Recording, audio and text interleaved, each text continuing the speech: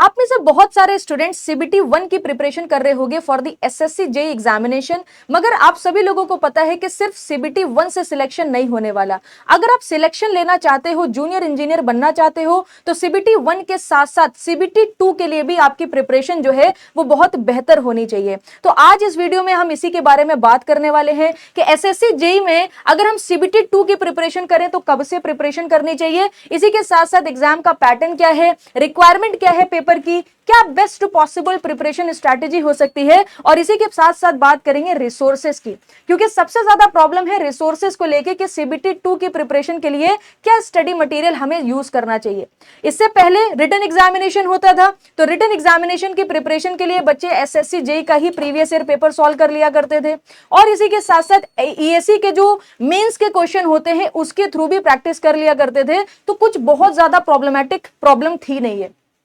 But अभी क्या हुआ है, सीबीटी 2 को भी कंप्यूटर बेस्ड एग्जामिनेशन बना दिया गया है, तो बच्चों के अंदर काफी कंफ्यूजन है कि क्या बेस्ट रिसोर्सेज होने चाहिए, तो उसके बारे में भी आज हम यहां पर बात करने वाले हैं। तो एक लंबी लिस्ट है, हम सबसे पहले बात करेंगे सीबीटी 2 के बारे में, क्या नया पैटर्न है उसके बारे में बात करेंगे, निगेटिव मार्किंग क्या होने वाली है, सिलेबस क्या होने वाला है, एग्जाम की क्या रिक्वायरमेंट है, प्रिपरेशन स्ट्रेटेजी क्या होनी चाहिए, रिसोर्सेज क्या होने चाहिए, और सबसे बड़ा सवाल कब से सीबीटी 2 की तैयारी शुरू करनी चाहिए। तो सबसे पहले बात करते हैं अबाउट सीबीटी 2। अगर आप स्टाफ सिलेक्शन कमीशन का पूरा स्ट्रक्चर देखोगे एसएससी जेईई एग्जामिनेशन का, तो दो पेपर होने वाले हैं, पेपर 1 एंड पेपर 2। पेपर 1 की तैयारी में तो आप जोरों शोरों से लगे हुए हो, और उसका एग्जामिनेशन आपका अक्टूबर में हो जाएगा। यह भी आपका क्या है, कंप्यूटर बेस्ड एग्जामिनेशन है, मल्टीपल चॉइस क्वेश्चन आपको देखने को मिलेंगे।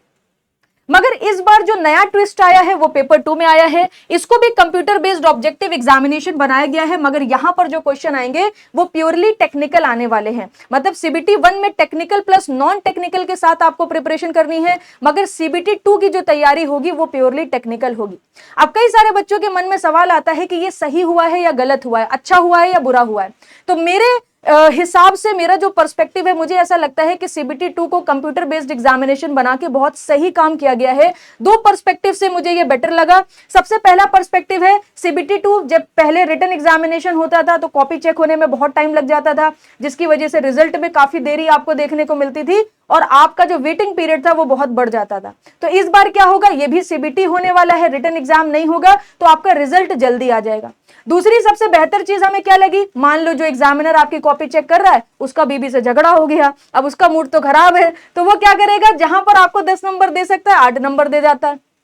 दो सेम लोगों ने सेम कंसेप्ट को लिखा, एक को 10 नंबर मिल गए, एक को 6 नंबर मिल गए। तो ये गड़बड़ी अब सीबीटी 2 में नहीं होगी, क्योंकि कंप्यूटर बेस्ड एग्जामिनेशन हो चुका है। अब मूड के बेसिस पर मार्क्स नहीं मिलेंगे, परफेक्ट आंसर के बेसिस पर मार्क्स आपको मिलने वाले हैं। तो दोनों ही पर्सपेक्टिव से अगर आप देखोगे तो सीबीटी 2 बना के पेपर 2 को बहुत बेहतर काम किया गया है। नंबर भी सबको ईमानदारी से मिलेंगे, और इसी के साथ साथ आपका रिजल्ट भी जल्दी आ जाएगा। ठीक है, अब बहुत सारे लोगों के मन में डर भी होगा कि भाई सीबीटी 2 आ गया है, अब कैसे प्रिपरेशन होगी। तो डरने वाली बिल्कुल भी बात नहीं है, ये एक बहुत ही छोटी सी आम बात है। जब मैं आपको रिसोर्सेज के बारे में, प्रिपरेशन स्ट्रेटेजी के बारे में बताऊंगी तो आपके मन से डर भी निकल जाएगा। ठीक है, आगे चलते हैं। अब बात करते हैं एग्जाम पैटर्न। प्रीवियस का अगर आप पैटर्न देखोगे तो रिटन एग्जामिनेशन था, 6 सेक्शन में 5 सेक्शन आपको करने होते थे, 300 मार्क्स का पेपर होता था और 120 मिनट मिलते थे। तो जब आप इसका यहां पर प्रैक्टिस करते थे तो स्पीड पर आप काफी काम करते थे, क्योंकि काफी आपको पेपर लिखना पड़ता था। बट इस बार क्या होगा, वैसी वाली प्रॉब्लम आपकी नहीं होने वाली। आपका एग्जाम कंप्यूटर बेस्ड टेस्ट होने वाला है, एमसीक्यू क्वेश्चंस आएंगे, मल्टीपल चॉइस क्वेश्चन। टोटल कितने क्वेश्चन आने वाले हैं, 100 मल्टीपल चॉइस क्वेश्चन आएंगे, और टाइम कितना मिलने वाला है, 120 मिनट। हर एक क्वेश्चन जो होगा वो 3 नंबर का होगा, तो टोटल पेपर आप देख सकते हो 300 मार्क का आपका पेपर आने वाला है। इसी के साथ यहां पर अगर आप नेगेटिव मार्किंग को देखोगे तो -1 नेगेटिव मार्किंग है, तो आप ये मान सकते हो कि कंपटीशन लेवल बढ़िया जाने वाला है। और ये भी बात आप मान सकते हो कि सीबीटी 2 में गलती की गुंजाइश नहीं है। एक्यूरेसी के साथ, समझदारी के साथ, फ्रेश माइंड के साथ आपको काम करना पड़ेगा, और गुड टाइम मैनेजमेंट ऑल्सो, क्योंकि आप देख रहे होगे यहां पर 100 क्वेश्चन है, 120 मिनट आपको मिलेंगे, 2 घंटे में 120 मिनट होते हैं, तो आपको एक क्वेश्चन के लिए अप्रोक्सीमेटली 1 मिनट ही मिलने वाला है। अब इसी के साथ साथ मैं आपको बता दूं कि यहां पर कैलकुलेटर भी अलाउड है। CBT 2 एक तो पेपर है, दूसरा कैलकुलेटर भी अलाउड है। तो आप अंदाजा लगा सकते हो कि इस क्वेश्चन में आपको न्यूमेरिकल्स भी देखने को मिलने वाले हैं। अब न्यूमेरिकल्स जो होंगे बहुत बड़े न्यूमेरिकल्स नहीं होंगे, जैसे CBT 2 पहले रिटन में पूछे जाते थे, बड़े बड़े न्यूमेरिकल्स आपको सॉल्व करने पड़ते थे, बड़े बड़े डेरिवेशन लिखने पड़ते थे। यहां पर ये वाली प्रॉब्लम आपको देखने को नहीं मिलेगी। अगर कोई भी एग्जामिनर आपको हार्डली 1 मिनट दे रहा है एक क्वेश्चन को सॉल्व करने के लिए, तो वहां पर वो छोटे न्यूमेरिकल्स ही आपसे पूछेगा, और सिर्फ न्यूमेरिकल्स भी नहीं आएंगे, आगे जाके मैं आपको बताऊंगी कि क्या क्या किस किस तरीके से क्वेश्चन आपसे पूछे जाने वाले हैं, ठीक है। मगर आप ऐसा मत सोचो कि 100 में 100 न्यूमेरिकल्स आपके रखे होंगे। थोड़ा आपको स्टेटमेंट बेस्ड भी क्वेश्चंस देखने को मिलेंगे, कुछ सिंपल एमसीक्यू क्वेश्चंस भी होंगे। मगर हाँ, ये कहा जा सकता है कि न्यूमेरिकल की मात्रा आपको ज्यादा देखने को मिलेगी as comparison to the CBT 1, ठीक है। तो आपको ये क्लैरिटी तो मिल गई है कि भाई 120 मिनट में हमको 100 एमसीक्यू क्वेश्चंस की तैयारी लेकर जाना है, और -1 मार्किंग है, निगेटिव मार्किंग, तो उससे ज्यादा हमें बचना है, ठीक है। आगे चलते हैं, सबसे पहले बात कर लेते हैं सिलेबस की। मैम यहां पर आपने सिलेबस क्यों ऐड कर दिया? सिलेबस के बारे में तो हमें पता है, आपको पता है सिलेबस के बारे में, मगर फिर भी I will suggest CBT 2 examination के लिए आपका जो 2023 का नोटिफिकेशन है, डिटेल्ड सिलेबस आपको दिया गया है। मैकेनिकल के मैंने यहां पर सब्जेक्ट रख दिए हैं, सब्जेक्ट के अंदर भी क्या चैप्टर है, क्या टॉपिक है, इतनी डिटेल आपको नोटिफिकेशन में दी गई है। सो आई विल सजेस्ट कि अगर आप मैकेनिकल का सिलेबस देख रहे हो, चाहे फ्लूइड मैकेनिक्स हो, hydraulic machine, basic thermo, power plant, RAC, IC engine, engineering mechanics हो गया, सोम टॉम हो गया, machine design, production, heat transfer, ये कंप्लीट सिलेबस है मैकेनिकल इंजीनियरिंग का। मैं आपको सजेस्ट करूंगी कि नोटिफिकेशन में जाके इसके अंदर भी पूरा दिन बैठ के एनालिसिस कर लेना, कहां से क्वेश्चन आने वाले हैं, सिलेबस क्या है, डिटेल्ड सिलेबस एनालिसिस करना बहुत जरूरी है, ताकि आप वही क्वेश्चन लगाओ जो आपके सिलेबस से रिलेटेड है, ठीक है। इसी के साथ अगर आप टेक्निकल सब्जेक्ट में सिविल इंजीनियरिंग का सिलेबस देखोगे तो सर्वे है, एनवायरमेंट है, सॉइल है, बिल्डिंग मटेरियल है, इरिगेशन है, हाइड्रोलिक्स है, पूरा basically fluid mechanics and hydraulic machine, RCC है, थ्योरी ऑफ स्ट्रक्चर है, स्टील डिजाइन है, ट्रांसपोर्टेशन हो गया, एस्टिमेशन, कॉस्टिंग एंड वैल्यूएशन हो गया। तो ये पूरा कंप्लीट सिलेबस होने वाला है सिविल इंजीनियरिंग का। टेक्निकल सब्जेक्ट्स में अगर मैं इलेक्ट्रिकल की बात करूं तो electrical machine, power system, basic electrical measurement, basic electronics and utilisation, इसमें भी काफी डिटेल्ड सिलेबस आपको नोटिफिकेशन में देखने को मिल जाएगा, तो जरूर जाके नोटिफिकेशन एक बार चेक कर लीजिएगा। अब हम मेन मुद्दे की बात करते हैं कि एग्जाम की रिक्वायरमेंट क्या है। जैसे कि आप सभी लोगों को पता है कि न्यूमेरिकल्स आएंगे, तो आपको थोड़ा सा न्यूमेरिकल सॉल्विंग कैपेबिलिटीज को डेवलप करना पड़ेगा। अभी तक हमारा क्या था, या तो हम कन्वेंशनल क्वेश्चंस पर जाते थे, या तो हम थ्योरेटिकल क्वेश्चंस पर जाते थे। अब इसके बीच की रिक्वायरमेंट है, ना बहुत ज्यादा थ्योरेटिकल, ना बहुत ज्यादा कन्वेंशनल, इसके बीच में आपके न्यूमेरिकल्स छोटे छोटे आपको देखने को मिलेंगे, तो उसकी आपको जबरदस्त तरीके से प्रैक्टिस करनी है। अभी मैं रिसोर्सेस के बारे में भी बता दूंगी, तो वहां से भी टेंशन आपकी दूर हो जाएगी। गुड अंडरस्टैंडिंग होनी चाहिए डेरिवेशन एंड कंसेप्ट। अब कई बार बच्चे बोलेंगे अब डेरिवेशन की क्या जरूरत है? भाई अभी भी जरूरत है, क्योंकि जब आपसे छोटे छोटे न्यूमेरिकल्स पूछे जाएंगे, तो न्यूमेरिकल्स कई बार डेरिवेशन के इंटरमीडिएट जो एक्सप्रेशंस होते हैं उससे भी बन जाते हैं। तो आपको अगर डेरिवेशन की अच्छी समझ होगी, आपने सिलेबस को कन्वेंशनल वे में पढ़ा होगा, डिटेल में पढ़ा होगा, तो आपको यहां पर कोई समस्या नहीं आने वाली। आपसे क्वेश्चन भी बढ़िया तरीके से बनेंगे और आप कॉन्फिडेंट भी फील करोगे, ठीक है। तो यहां पर आप देख पा रहे होंगे रिक्वायरमेंट है न्यूमेरिकल सॉल्विंग कैपेबिलिटी की, गुड अंडरस्टैंडिंग चाहिए, प्रैक्टिस चाहिए, एक्यूरेसी चाहिए because of -1 negative marking. Accuracy की यहां पर आपको बहुत ज्यादा जरूरत पड़ने वाली है, और एक्यूरेसी मेंटेन करने का यही तरीका है कि whenever you are solving the question, जब भी कभी आप सॉल्विंग क्वेश्चंस की कर रहे हो, क्वेश्चन को सॉल्व कर रहे हो, तो मेंशन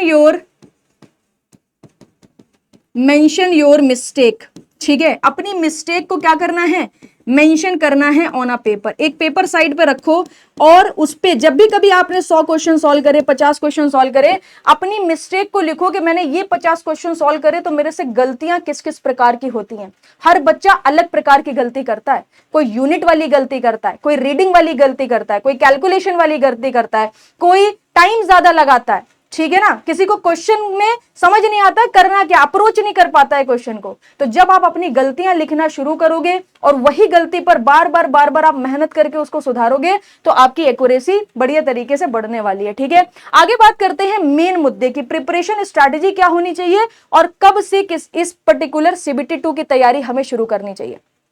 सबसे पहले आप ये समझने की कोशिश करिए, CBT 1 की तैयारी अभी आप कर रहे हो। अगर आप किसी भी एग्जाम को ऑब्जर्व करोगे, किसी भी AJ के एग्जाम को ऑब्जर्व कर लो, जो सिलेक्शन का क्राइटेरिया होता है ना, जो सिलेक्शन का क्राइटेरिया होता है वो अप्रोक्सीमेटली 60% होता है। अप्रोक्सीमेटली सिलेक्शन का क्राइटेरिया 60% है। तो अगर आप सीबीटी 1 की तैयारी कर रहे हो, ध्यान से सुनना मेरी बात, सीबीटी 1 की तैयारी अगर आप कर रहे हो, आप ऑब्वियसली मॉक दे रहे होगे, है कि नहीं, मॉक दे रहे होगे। अगर आपके मॉक में 110 से लेकर मतलब अबव 110 मार्क्स आ रहे हैं, इसके ऊपर कुछ भी हो सकता है, इसके ऊपर अगर आपके मार्क्स आ रहे हैं तो आपको आज से अभी से सीबीटी 2 की तैयारी भी शुरू कर देनी चाहिए। मैम अभी तो हम सीबीटी 1 पर फोकस कर रहे हैं। भाई सीबीटी 1 पर आप फोकस कर रहे हो, मगर सीबीटी 2 में कुछ अलग करना भी नहीं है। अभी मैं बताती हूँ सीबीटी 2 में क्या करना है। आपकी सीबीटी 1 की जो प्रिपरेशन है बिल्कुल भी हैम्पर नहीं होने वाली, और साथ में आप सीबीटी 2 भी ऐड कर लोगे। तो वो सारे के सारे स्टूडेंट जिनके मार्क्स 110 के आसपास आ रहे हैं, अगर 100 भी आ रहे हैं तब भी आप कर सकते हो। मॉक की बात मैं बात कर रही हूं, तो आप सीबीटी 2 की प्रिपरेशन शुरू कर दो। दूसरा सीबीटी 2 क्या है आपका, समझने की कोशिश करिए। फाइनल एग्जाम दे के आओगे, ठीक है ना, फाइनल एग्जाम दे के आओगे अक्टूबर में फाइनल एग्जाम दे के आओगे। ये कौन सा एग्जाम होगा, सीबीटी 1 का एग्जाम होगा। जब सीबीटी 1 दे के आ जाना, अगर आपके नंबर अबव 100 आ रहे हो, अबव 100 मार्क्स आ रहे हो, तो आप सीबीटी 2 की तैयारी शुरू कर देना, क्योंकि अगर 100 से ऊपर मार्क्स आ रहे हैं तो कुछ भी हो सकता है। आपका सिलेक्शन हो भी सकता है और नहीं भी हो सकता है।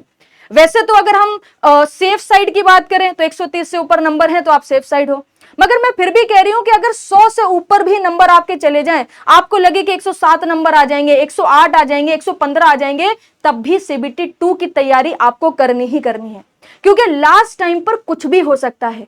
कट ऑफ जो है वो वेरी करता रहता है, कुछ भी हो सकता है, कुछ भी पॉसिबिलिटी है।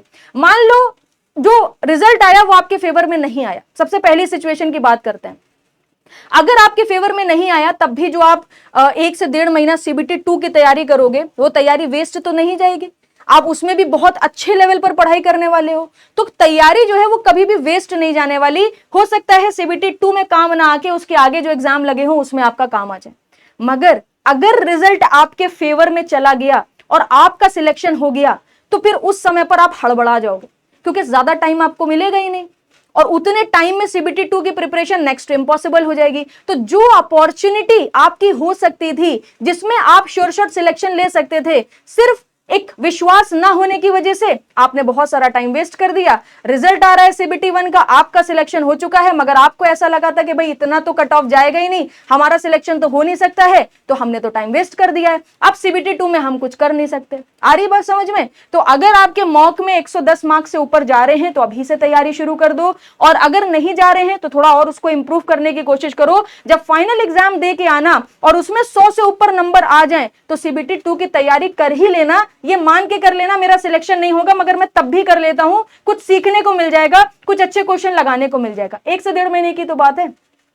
और मैंने ये क्यों बोला कि अभी से शुरू कर दो, क्योंकि देखो रीजन समझने की कोशिश करो। जो आपका सीबीटी 2 का एग्जामिनेशन होगा, इस सीबीटी 2 के एग्जामिनेशन में आपको 30 to 45 डेज ही देखने को मिलने वाले हैं। बहुत मुश्किल है कि इससे ज्यादा दिन आपको देखने को मिले, ठीक है। तो आप ये मान के चल सकते हो कि 30 से 45 दिन जो हमारे होंगे ये सीबीटी 2 एग्जाम के लिए होने वाले हैं। अब आप में से बहुत सारे लोग डिप्लोमा के स्टूडेंट होंगे, बहुत सारे ऐसे बच्चे होंगे जो बीटेक के होंगे, तो आपको प्रैक्टिस करने में क्या लगने वाला है, टाइम लगने वाला है। प्रैक्टिस करने में आपको टाइम लगने वाला है। तो आप जब टाइम पर प्रिपरेशन शुरू करोगे तभी जाके अच्छे क्वेश्चन प्रैक्टिस आप कर पाओगे बढ़िया तरीके से। अब जो भी बच्चे ऐसे हैं जिनके मॉक में अच्छे मार्क्स आ रहे हैं, सीबीटी 2 को साथ में सीबीटी 1 के साथ में ही इंक्लूड करना चाहते हैं, तो उनको मैं आप बता दूं भाई सीबीटी 2 की जो तैयारी है किस तरह के क्वेश्चंस आएंगे। मैंने बोला स्मॉल न्यूमेरिकल्स आपसे पूछे जाएंगे, बहुत बड़े न्यूमेरिकल्स नहीं आएंगे, बहुत बड़े न्यूमेरिकल्स नहीं आएंगे, स्मॉल न्यूमेरिकल्स आपसे पूछे जाएंगे। कुछ क्वेश्चन आपको स्टेटमेंट बेस्ड भी देखने को मिलने वाले हैं, स्टेटमेंट बेस्ड क्वेश्चन होंगे। पहले क्या कहता था, पहले कहता था बर्नौली को डिफाइन करो, बर्नौली इक्वेशन को पूरा डिफाइन करो, तो आप आइलर इक्वेशन लिखते थे, एजम्पशंस लिखते थे, बर्नौली इक्वेशन का डेरिवेशन लिखते थे, तब जाके आपको नंबर मिलते थे। अब वो बर्नौली इक्वेशन का जो डेफिनेशन है वो खुद दे देगा, बोल देगा कि भाई बर्नौली इक्वेशन है, ये इसकी जो यूनिट है वो वेट प्रति न्यूटन है, या फिर बोल देगा दूसरा स्टेटमेंट कि भाई ये इरोटेशनल के लिए है, तीसरा स्टेटमेंट बोल देगा रोटेशनल के लिए है, उसके बाद ऑप्शन दे देगा पहला सही दूसरा सही, पहला दूसरा सही, पहला चौथा सही, सारे सही। तो स्टेटमेंट आप कब कर पाओगे? जब आप स्टेटमेंट बेस्ड क्वेश्चन की प्रैक्टिस करोगे। और कुछ आपको सिंपल एमसीक्यूज थ्योरेटिकल क्वेश्चन भी देखने को मिलेंगे, सिंपल एमसीक्यू भी देखने को मिलेंगे, क्योंकि देखो सीबीटी 2 का जो लेवल है चाहे जितना भी ऊपर चला जाए, असिस्टेंट इंजीनियर जो यूपीपीएससी का पेपर होता है उससे ऊपर जाना बहुत मुश्किल काम है, क्योंकि उनको भी पता है कि हमारे पास डिप्लोमा का बच्चा भी आ रहा है, हमारे पास बीटेक का बच्चा भी आ रहा है जो ओनली थ्योरेटिकल क्वेश्चंस ही अभी तक लगाता आया है। और न्यूमेरिकल में ऐसा मत सोचो कि गेट में 2 मार्क वाले क्वेश्चन आ जाएंगे, बड़े बड़े कन्वेंशनल क्वेश्चन के आंसर निकलवा लेगा, ऐसा कुछ भी नहीं होने वाला। रिलैक्स रहो, बेसिक अंडरस्टैंडिंग आप यहां पर न्यूमेरिकल्स की ले लो। न्यूमेरिकल का पोर्शन डेफिनेटली ज्यादा होगा, मगर मुझे पर्सनली ऐसा लगता है, मे बी मैं गलत भी हो सकती हूँ, कोई कुछ नहीं कह सकता इसके बारे में, मगर मुझे ऐसा लगता है कि स्टेटमेंट बेस्ड और सिंपल एमसीक्यू क्वेश्चंस भी आपको देखने को मिलेंगे on the basis of other examinations जो मैंने ऑब्जर्व करें। एक बार आप जाके यूपीपीएससी ए का पेपर जरूर देखना। मेजॉरिटी ऑफ क्वेश्चंस न्यूमेरिकल्स हैं, मगर न्यूमेरिकल का लेवल बहुत ज्यादा नहीं है, छोटे छोटे न्यूमेरिकल्स पूछे गए हैं। इसी के साथ स्टेटमेंट बेस्ड भी क्वेश्चन है, सिंपल एमसीक्यू क्वेश्चंस भी आपको देखने को मिलेंगे। इसी प्रकार से आपको सीबीटी 2 भी देखने को मिलने वाला है। ठीक है, तो आप प्रिपरेशन शुरू करो। जैसे ही आपका सीबीटी 1 का पेपर खत्म हो जाएगा, आप सीबीटी 2 पर जाओगे, उसके बाद आप फुल डे प्रैक्टिस करने वाले हो। ठीक है, जैसे कि आपको पता है कि सीबीटी 2 के लिए आपको क्या देखने को मिलेगा, सीबीटी 2 में आपको 2 घंटे देखने को मिलेंगे और क्वेश्चन होने वाले हैं 100।